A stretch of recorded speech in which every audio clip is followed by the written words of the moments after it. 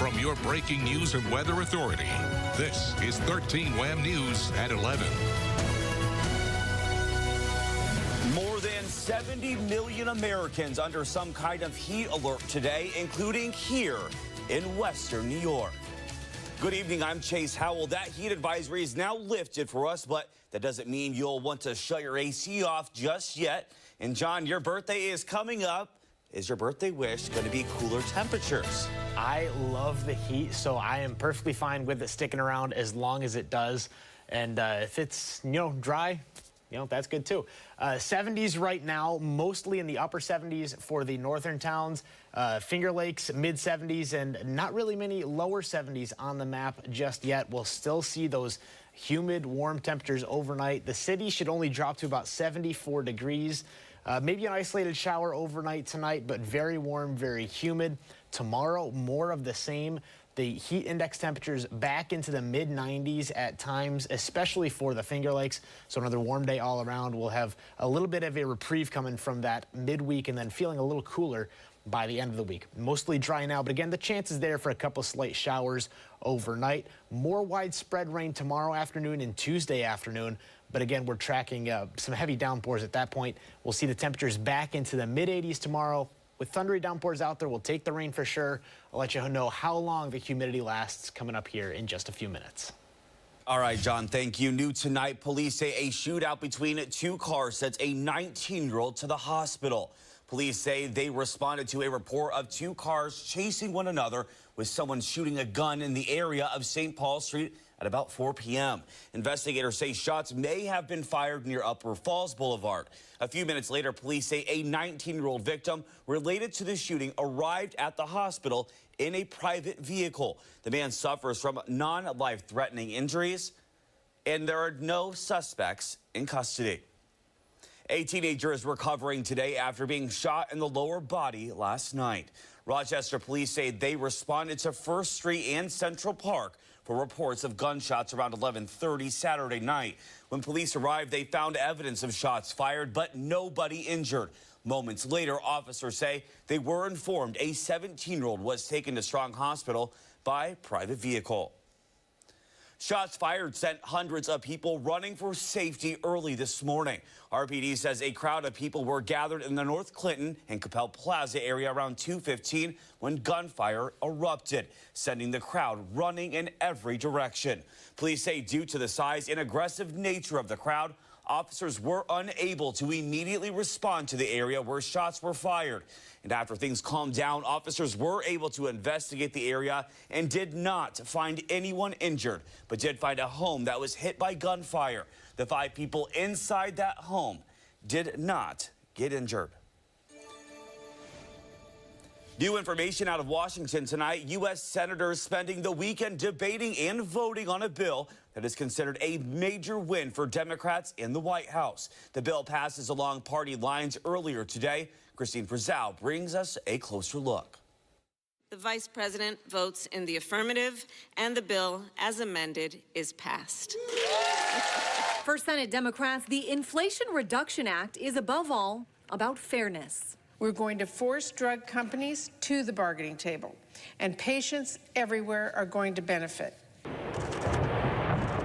More than $350 billion goes to fight climate change. There are also billions to the IRS, so the agency can go after those who don't follow the laws written by Congress. And allows Medicare to negotiate some prescription drug prices, a move that will lower the federal deficit by more than $250 billion. Our bill reduces inflation, lowers costs, creates millions of manufacturing jobs, enhances our energy security. But Republicans say it will stifle development by drug companies. It's $280 billion that would have been spent. It was anticipated to be spent. It's not going to be spent now. And the drug companies that would be doing more research are not going to be able to spend the money on research. Other critics point to a 15% minimum tax on corporations. The cardinal rule when you're in a recession is never to raise taxes on anyone. Some small business leaders say it will indirectly raise taxes on all Americans. Taxes roll downhill. If you raise taxes on corporations, it's an input.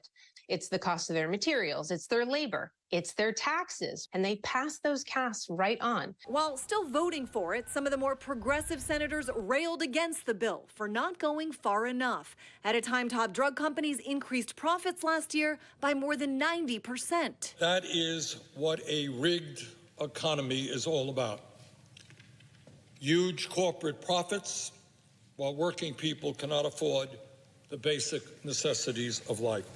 The bill now heads to the House of Representatives. Members will return from their August recess to vote on it next week. And if it passes, which is expected, President Joe Biden will sign it soon after. I'm Christine Frizzau reporting. As the Brighton Whole Foods Plaza continues to get built, tensions surrounding the expansion pursue. During the project's 6 years, it's seen its fair share of lawsuits brought on by local organizations. As 13 WHAM's Dalton Williams explains, the people he spoke to have mixed feelings about the plaza getting bigger. Dalton?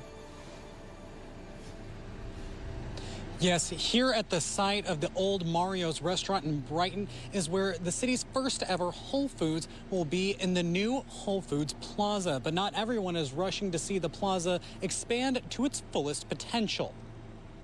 Members of the Whole Foods Plaza team have been working on this plan for some time, wanting to expand the already existing and established area of the town, bolstering the local revenue and attracting new infrastructure. It certainly adds to the property tax base, pays for bridges, roads, schools, significant tax revenue for the town and the county. It also brings some much needed competition in the grocery business. Others like Howie Jacobson, a managing member of Brighton Grassroots, isn't for the expansion, even filing a lawsuit with 2 other organizations to try and halt the expansion of the plaza.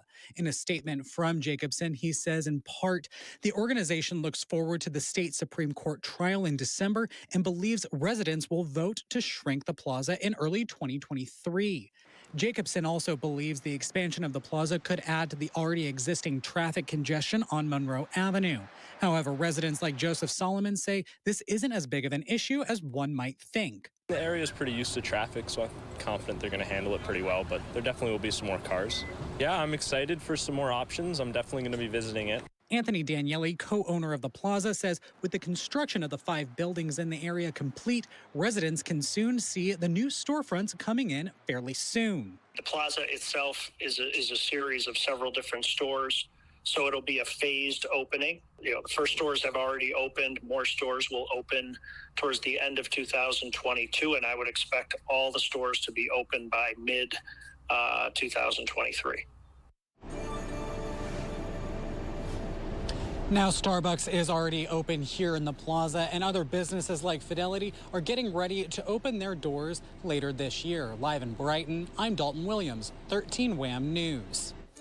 All right, Dalton, thank you. Today, the Bills were recognized by Monroe County for their contributions the team brings when they train here in Rochester. Monroe County Executive Adam Bello, joined by the Buffalo Bills Executive Vice President and St. John Fisher University President, presented a proclamation commemorating the Bills' return here to Monroe County. It's an honor to have them here. It really is. And to give us an opportunity to show off how great Rochester and Monroe County is. And, listen, we're all one big region, though, right? It's, we're Bills fans here in Rochester. And but it really is an honor to have them come up the Thruway, spend time with us here, and get to know their fan base here in Rochester, too. The Buffalo Bills training camp will continue at St. John Fisher University until August 11th. And coming up in sports, Jenna will have more on all the action that went down at training camp today. Also today, a festival to celebrate Black culture in America, music, arts, and soul, all on display, giving people an opportunity to support local Black-owned businesses and artists. The event also hoping to uplift young adults affected by gun violence, domestic violence, and trafficking. It is for us to celebrate the culture and the things that we have accomplished as Black people in America. We have a lot of successes that we don't celebrate as a community that we have created that's celebrated all over the world. This year, leaders of the event awarding a scholarship to a local student who plans to attend an historically Black college and university in the fall. Still ahead tonight, a drought overseas led to a bombshell of a discovery. Find out what they found coming up next on 13 Wham ABC, and how the Irish tradition and culture is being brought to Rochester.